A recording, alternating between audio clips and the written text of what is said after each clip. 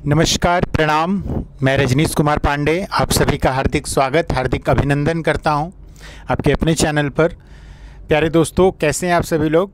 I hope आप सभी लोग अच्छे होंगे। मेरे प्यारे दोस्तों, ईश्वर कहते हैं कि अभी दूसरों का समय चल रहा है, तू बस मेहनत किए जा, तेरा समय भी आएगा और ज़रूर आएगा।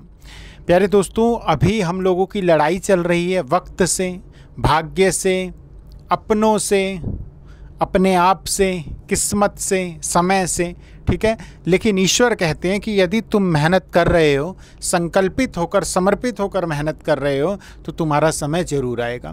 प्यारे दोस्तों, चिंतन कीजिए, मनन कीजिए, स्वयं का मूल्यांकन कीजिए। एक चीज़ याद रखिएगा, हर चीज़ केवल आपको अपने आप को ढूंढना है, क्योंकि आज की दुनिया में गूगल पे सारी चीज़ अवेलेबल है, इसलिए अपने आप को ढूंढें, ठीक है। तो शुरू करते हैं 10 दमदार क्वेश्चन। उम्मीद करूंगा आप लोग सेशन को एंजॉय कर रहे होंगे और भरपूर तरीके से मेहनत कर रहे होंगे, दमदार तरीके से मेहनत कर रहे होंगे, क्योंकि सफलता आपको लेनी है और आप उसे लेकर रहेंगे। तो चलिए शुरू करते हैं शानदार सेशन 10 महत्वपूर्ण प्रश्नों के साथ, ठीक है। 10 महत्वपूर्ण प्रश्नों के साथ आज का सेशन हम लोग शुरू करने वाले हैं। इसके साथ साथ कुछ इम्पोर्टेंट चीज़ें जो मैं आप लोगों के लिए लेकर आया हूँ, 3 से 4 महत्वपूर्ण प्रश्न जो चर्चा में हैं और कहीं ना कहीं वो परीक्षा के पॉइंट ऑफ व्यू से बहुत ज़्यादा इंपॉर्टेंट होने वाले हैं। तो चलिए पहले 10 क्वेश्चंस को देखते हैं, उसके बाद में बीच में वो सारी चीज़ें भी कराऊंगा। प्यारे दोस्तों, जैसा कि आप लोग स्क्रीन पर देख रहे हैं, ये सस्टेनेबल डेवलपमेंट गोल से रिलेटेड बहुत इंपॉर्टेंट है। इसको मैंने एक्सप्लेन काफ़ी हद तक किया हुआ है पेपर के पॉइंट ऑफ व्यू से, तो वो आपको इसका एक्सप्लेनेशन भी पूरे ध्यान से करना है। चलिए शुरू करते हैं। एज पर the Times Higher Education THE impact ranking 2023 consider the following. जो टाइम्स हायर एजुकेशन द की जो रैंकिंग है 2023 के अनुसार, निम्नलिखित जो पेयर्स हैं उस पर जो है आप कंसीडर कीजिए, उस पर विचार कीजिए। तो यहाँ देखिएगा, ये बिल्कुल ये तीनों मैंने उसी के अकॉर्डिंग लगा के दिए हैं। इसका मैं उत्तर आप लोगों को बता देता हूँ। प्यारे दोस्तों, इसका जो आंसर है वो है ए यानी कि ऑल, यानी कि देखिए SDG फर्स्ट जो नो पॉवर्टी है वो किया हुआ है, कौन सी यूनिवर्सिटी है उसके अंतर्गत टॉप 10 में, ठीक है। JSS academy of higher education and research. SDG 8 point decent work और इकोनॉमिक ग्रोथ के लिए university of Calcutta. SDG 5, SDG का मतलब होता है सस्टेनेबल डेवलपमेंट गोल, सतत विकास लक्ष्य, ठीक है। जेंडर इक्वालिटी के मिला है Manipal academy of higher education. इसका थोड़ा सा एक्सप्लेनेशन देखेंगे, ठीक है। तो आप लोग देखेंगे ये सारी चीज़ें, ये इसकी जो भी रिपोर्ट है सॉरी 12th तक और जो इम्पोर्टेंट है, जैसे कि SDG 2 मिला है जीरो हंगर पर लवली प्रोफेशनल यूनिवर्सिटी पंजाब को। अगर मैं रैंक करूं टॉप 100 में तो 41th इसकी रैंक है। ऐसे ही सारी रैंकिंग लिखी हुई है, आप लोग इसे जरूर कीजिएगा। अगला question, Shasan Aplya Dari is an initiative of which of the following state of India. शासन लागूदरी भारत के किस राज्य से संबंधित है या किस राज्य की पहल है? तो प्यारे दोस्तों, वो है पहल महाराष्ट्र की। किसकी पहल है? शासन लागूदरी या शासन अपल्यदरी, ठीक, वो महाराष्ट्र की है। महाराष्ट्र की अगर हम बेसिक चीज़ें जानें तो कैपिटल है इसकी मुंबई, एकनाथ शिंदे CM है और गवर्नर कौन है? रमेश बैस। अगर मैं बात करूं, इन्होंने जो गवर्नमेंट है महाराष्ट्र की, उसने महा लाभार्थी यानी कि मेगा बेनिफिशियरी पोर्टल को भी इसने जो है इस योजना के साथ लॉन्च किया है, ठीक है। Government at your door step, ठीक है। शासन अप्लाई दरी, ठीक है, यानी कि शासन जो है यानी गवर्नमेंट जो है वो आपके दरवाजे पर आ रही है, ठीक है। और ये इसलिए किया है क्योंकि सिटीजन्स को नेसेसरी इन्फॉर्मेशन, ठीक है, जो भी इनकी वेरियस स्कीम है सरकार की, उसका जो है भरपूर तरीके से लाभ मिल सके। अगला प्रश्न, निम्न में से किस राज्य के साथ टाटा समूह ने 13,000 करोड़ रुपए की लिथियम ऑयल सेल निर्माण सुविधा स्थापित करने के लिए एक समझौते पर हस्ताक्षर किए हैं? With which of the following state Tata Group has signed an agreement to set up rate 13,000 crore lithium ion cell manufacturing facilities? तो ये मतलब किसके साथ इसने जो है ये समझौता किया है? तो प्यारे दोस्तों, वो समझौता किया है गुजरात के साथ। किसके साथ किया है? गुजरात के साथ। गुजरात की पहले बेसिक चीज़ें देखेंगे, कैपिटल गांधीनगर, सीएम भूपेंद्र भाई पटेल और आचार्य देवव्रत जो हैं यहाँ के गवर्नर हैं। गुजरात ने टाटा ग्रुप के साथ 13,000 करोड़ रुपए की ये परियोजना पे मतलब जो है इन्वेस्टमेंट किया है, ठीक है। जिस इस प्लांट की इनिशियल कैपेसिटी कितना होगी, 20 GWH, ठीक है। तो इसको भी याद रखिएगा। निम्न में से कौन सा कथन यूनिटार्म्स शब्द को सही ढंग से परिभाषित करता है? यूनिटार्म्स की फुल फॉर्म है, अभी हम लोग आगे देखेंगे। यूनाइटेड नेशन से है ये, ठीक है, अभी हम लोग इसे आगे देखेंगे। फिलहाल ये जो यूनिटार्म्स है, ये लिखा हुआ है, ये जो यूनिटार्म्स है इसका मतलब है it is the political mission in Sudan. ये सूडान से संबंधित है। यूनिटार्म्स की मैं बात करूं तो United Nation Integrated Transition Assistance Mission in Sudan, ठीक है। 6th मंथ के लिए है ये, जो वहाँ पे कन्फ्लिक्ट चल रही है सूडान में, उसको देखते हुए ये जो है रखा गया। हेडक्वार्टर इसका खार्तूम सूडान में है। अगला क्वेश्चन, अंतर्राष्ट्रीय अक्षय ऊर्जा एजेंसी द्वारा जारी ऊर्जा संक्रमण के लिए कम लागत वाले वित्त शीर्षक वाली एक रिपोर्ट में अक्षय ऊर्जा क्षमता को बढ़ाने में भारत की उपलब्धि की प्रशंसा की है, ठीक है। तो IRENA का मुख्यालय कहाँ पर है? A report titled Low Cost Finance for Energy Transition released by the International Renewable Energy Agency has praised India's achievement in rolling out of renewable energy capacity. Headquarter पूछा है एरेना का। एरेना का मतलब होता है इंटरनेशनल रिन्यूएबल एनर्जी एजेंसी। उसका headquarter कहाँ पर है? तो इसका हेडक्वार्टर है, एरेना का हेडक्वार्टर है अबू धाबी UAE में। याद रखेंगे हम लोग, कहाँ पर है? अबू धाबी UAE में।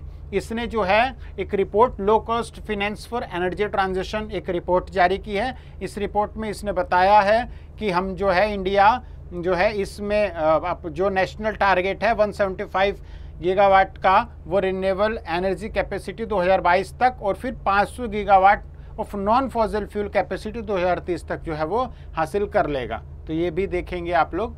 नेक्स्ट क्वेश्चन है प्यारे दोस्तों, भारतीय सेना की किस कमान ने हाल ही में सुदर्शन शक्ति 2023 अभ्यास किया है? अब देखिए, ये जो सुदर्शन शक्ति अभ्यास है प्यारे बच्चों, ये राजस्थान में एक तरह से हुआ है, ठीक है।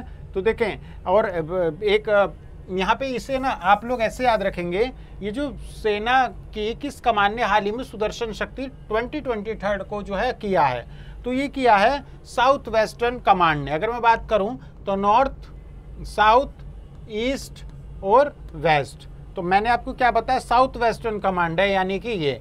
अब ऑप्शन में आपको यहाँ पे इसका आंसर क्या मिलेगा? तो इसका हेडक्वार्टर कहाँ पे है? साउथ वेस्टर्न कमांड का राजस्थान में। याद रखेंगे कहाँ पर है? राजस्थान में।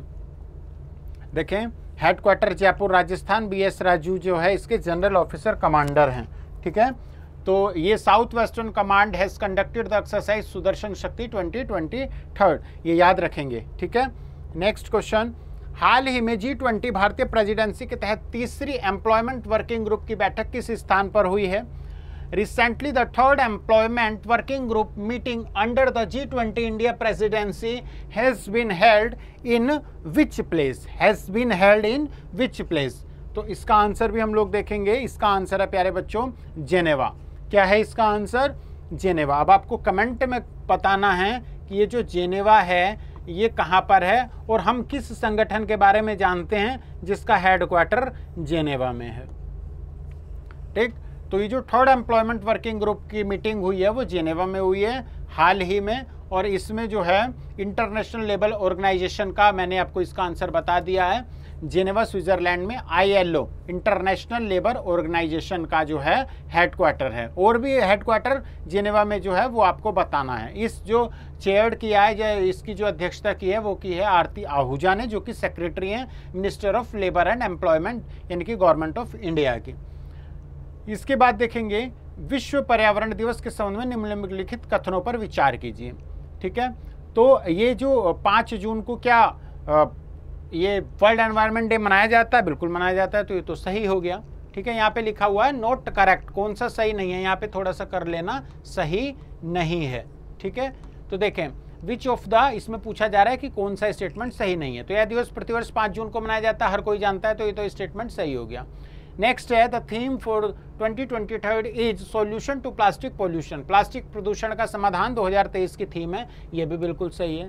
नेक्स्ट कह रहा है the day is hosted by Sweden in 2023, ये गलत है, ये जो है स्वीडन द्वारा आयोजित नहीं किया गया था प्यारे बच्चों, ये किया गया था नीदरलैंड के थ्रू। ठीक है, तो इसका कौन सा आंसर हो गया, बोथ फर्स्ट एंड सेकेंड। ठीक है, तो ये आप लोग देख लीजिएगा। ठीक है, नहीं सॉरी, ये पूछ रहा है कि नॉट करेक्ट। ठीक है, मैंने आंसर बताया कौन सा सही है, तो ये दोनों तो सही हो गया, तो नॉट करेक्ट कौन सा है, केवल थर्ड, यानी कि आंसर क्या हो गया इसका B.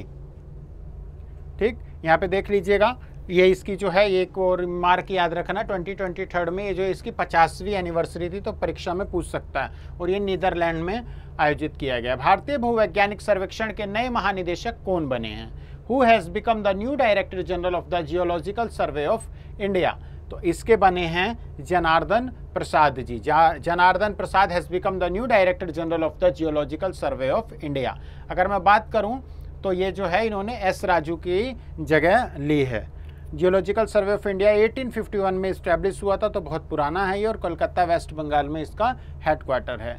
Edgar Rinkevics has been elected as the president of which of the following countries, Edgar Rinkevics को निम्न में से किस देश के राष्ट्रपति के रूप में जो है निर्वाचित किया गया है, तो लातविया है। लातविया के बारे में थोड़ा सा हम लोग देखेंगे, लातविया है, लातविया कंट्री के बारे में पढ़ेंगे और इसके राष्ट्रपति का नाम भी याद रखेंगे। ठीक है, तो लातविया के बारे में हमने क्या देखा, ये लातविया जो है यूरोप महाद्वीप का एक देश है, यूरोप कॉन्टिनेंट का एक देश है लातविया, जिसकी कैपिटल रीगा है, और यहाँ पे जो है यूरो चलती है। ठीक है, अब कुछ एडिशनल इन्फॉर्मेशन जो मैं आप लोगों के लिए लेकर आया हूँ। प्यारे बच्चों, एमपी यानी कि मध्य प्रदेश का 7वां tiger reserve, 7th tiger reserve हाल ही में किसे बनाया है, तो वो बनाया है दुर्गावती टाइगर रिजर्व को, दुर्गावती टाइगर रिजर्व को। और ये दुर्गावती टाइगर रिजर्व कहाँ पर है, ये है दमोह में, मध्य प्रदेश में। तो मध्य प्रदेश का 7वां टाइगर रिजर्व कौन सा है, दुर्गावती टाइगर रिजर्व है, जो कि दमोह में है। अगला क्वेश्चन, 2021 का गांधी शांति पुरस्कार, गांधी पीस अवार्ड किसे मिला है, गांधी शांति पुरस्कार 2021 का, तो वो मिला है गीता प्रेस गोरखपुर को, जो कि श्रीमद् भगवत गीता, श्री रामचरितमानस है ना, सुंदरकांड, इन सब की पुस्तकों को पब्लिश करती है। गीता प्रेस गोरखपुर को 2021 का गांधी पीस अवार्ड मिला है। अगला question, first women kabaddi league, पहली महिला कबड्डी लीग ये कहाँ पे है, ये दुबई में आयोजित की जा रही है, यूएई में। ठीक है, इसके साथ साथ हाँ, कल ही हम लोगों ने फादर्स डे, पितृ दिवस को जो है सेलिब्रेट किया है, फादर्स डे को सेलिब्रेट किया है। ये फादर्स डे कब मनाया जाता है, जून के तीसरे रविवार, यानी कि जून के तीसरे रविवार को फादर्स डे मनाया जाता है। ठीक है, और ये जो है पिता को समर्पित दिन है ये। वैसे तो अगर मैं बात करूं तो मोस्टली बच्चों ने कल डीपी और वीडियोस वगैरह लगाई हुई थी, अच्छा है। उसमें एक तो कमेंट बच्चों के थे कि पिता का कोई विशेष दिन नहीं होता, तो मैं उन लोगों से कहना चाहूँगा बिल्कुल नहीं होता है। माता पिता हम हर वो चीज़ जो हमसे प्यार करती है, उन्हें किसी विशेष दिन को सम्मान देने की आवश्यकता नहीं है। लेकिन प्यारे दोस्तों, अगर ये दिन विशेष मनाया जा रहा है तो कहीं ना कहीं उसका कोई उद्देश्य है। आप लोग लक्ष्मी गणेश की पूजा दिवाली पर ही क्यों करते हैं? ठीक है, दिवाली पर ही आप दीप क्यों जलाते हैं? दशहरे पर ही आप रावण को क्यों फूंकते हैं? होली वाले दिन ही आप एंजॉय क्यों करते हैं कलर लगा के? ठीक है। तो रक्षाबंधन भाई बहन का तो प्रतिदिन होता है, ठीक। तो रक्षाबंधन को ही विशेष प्यार स्नेह बहन के प्रति क्यों दिखाया जाता है, राखी क्यों बंधवाई जाती है? तो हर किसी को सम्मान देने के लिए खास दिवस का आयोजन किया जाता है, ऐसी परंपरा रही है भारत में, ठीक है। मातृ-पितृ दिवस, ये सारी दिवस जो है कहीं ना कहीं भारतीय संस्कृति की देन है, ठीक है। तो ये अगर कोई ऐसा कर रहा है, ठीक है, किसी विशेष दिन सम्मान दे रहा है, तो उसमें कुछ नुकसान या उसमें कोई उसकी आलोचना करने का या ऐसा कोई विषय नहीं होना चाहिए ये, ठीक है। सम्मान दे रहा है, ठीक है, और इससे कहीं ना कहीं उसे खुशी मिल रही है, तो ऐसे चीज़ों को जो है सराहना करनी चाहिए, बशर्ते, ठीक है, अच्छी चीज़ है, आलोचना ना करके उसकी सराहना करनी चाहिए। तो मैं आपकी बात से एग्री हूँ, लेकिन विशेष दिन जो है अगर किसी चीज़ के लिए मनाया जाता है तो मनाते मतलब उसे जो है करने देना चाहिए, ठीक है। आई होप आप लोग मेरी बात को समझे होंगे। आप भी अपना एक विशेष दिन मनाएंगे, कब मनाएंगे? जब आपको सफलता मिलेगी, ठीक है। और सफलता जरूर मिलेगी यदि आप पूरी ईमानदारी से, समर्पण भाव से तैयारी कर रहे हैं। प्यारे दोस्तों, आपके माता पिता का सपना है वो फादर्स डे पे, ठीक है, अगले फादर्स डे पे अपने माता पिता को, ठीक है, उन्हें एक उपहार दीजिए, ठीक है, अपनी सफलता का, ठीक। उन्हें बहुत खुशी होगी, उससे बड़ा तोहफा उपहार उनके लिए कोई नहीं होगा, ठीक है। तो ऐसे करिए, उन्हें भी खुशी होगी और इसमें सारा क्रेडिट उन्हीं को जाता है, उनकी मेहनत। माता पिता ने हमारे लिए इतना अगर वो नहीं करते तो शायद हम लोग जो है तैयारी एक खुले मन से नहीं कर पाते हैं, ठीक।